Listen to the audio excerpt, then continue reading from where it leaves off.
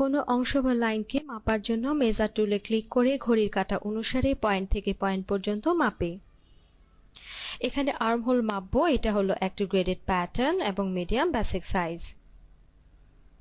Segment এখানে actual curve, x সোজা প্যারালালের মাপ, এখানে ওয়াই এর মানও আছে এবং ডায়াগোনালের দূরত্ব যা হচ্ছে লাল লাইন, এবং অ্যাঙ্গেলও রয়েছে।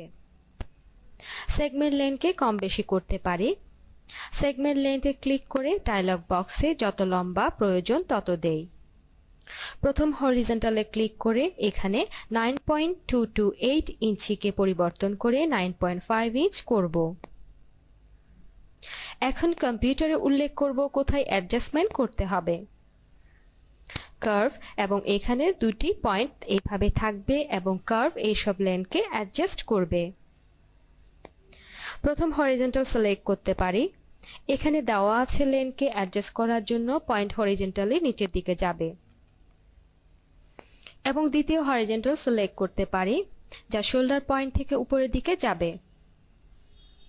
এখানে প্রথম ভার্টিক্যাল, দ্বিতীয় ভার্টিক্যাল, প্রথম ডায়াগোনাল, তারপর দ্বিতীয় ডায়াগোনাল আরো অপশনস রয়েছে। এখানে কার্ভ সিলেক্ট করব। এখন এটা লম্বা 9.5 ইঞ্চ রয়েছে। এই ফিট প্রেস করে সেগমেন্টের লম্বা দূরত্ব দেখতে পাবো। এখানে সেগমেন্টের লম্বা 9.5 ইঞ্চ ডিসপ্লে হচ্ছে।